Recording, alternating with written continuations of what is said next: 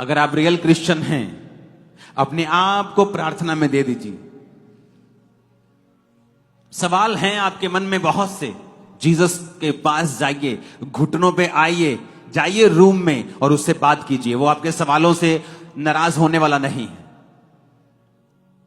गिदोन ने सवाल किया, कहते हे शूरवीर सूरमा, यहोवा तेरे संग है। कहता ले, अगर वो यहोवा मेरे संग है, हमारे संग है, तो हमारी ऐसी हालत होती।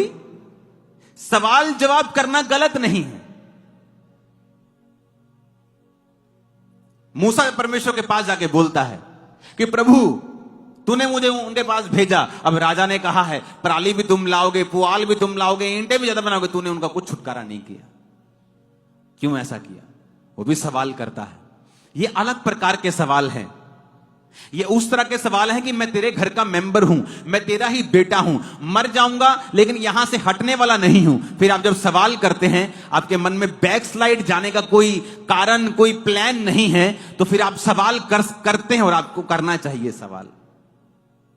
लेकिन वो शिकायत भरे लहजे में कम, लेकिन एक मीडिएटर, एक मध्यस्था की प्रार्थना के विचोले की तरह वो ज्यादा होते हैं। कितने मेरी बातों को समझ रहे हैं? गिदोन कहता प्रभु अगर तुम हमारे संग है तो हमारी ऐसी हालत होती क्या?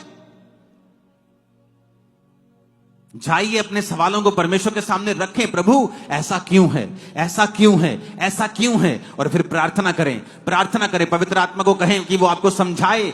वो बाइबल पढ़ें, आपको परमेश्वर का आत्मा सिखाएगा। हो सकता है मेरे मुंह से कुछ ऐसी बात निकले आपको समझ आ जाए, बाइबल में से कुछ ऐसा पढ़े समझ आ जाए। पवित्र आत्मा आपको डायरेक्ट समझा दे। बाजार में चलते चलते पवित्र आत्मा आपसे बात करे, किसी बच्चे के बीच से पवित्र आत्मा आपसे बात करे, टीवी देखते हुए पवित्र आत्मा आपको बात कर सकता है। मैं आपको बता रहा हूं, आप न्यूज सुन रहे लेकिन पवित्र आत्मा आपसे बात कर रहा है आपके विषय में। जो आपने सवाल प्रभु से अंदर पूछा था, परमेश्वर आपके कानों में बात करना शुरू कर देंगे।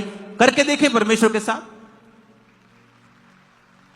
अपने सवालों को दिल में मत रखें और उनको अविश्वास पैदा करने का मौका ना दें, बल्कि उन्हें परमेश्वर के सामने लेके जाएं, प्रभु के सामने उन्हें लेके जाएं और प्रार्थना करें। अपने आप को प्रेयर्स में, फास्टिंग में दे दें पूरी तरह से।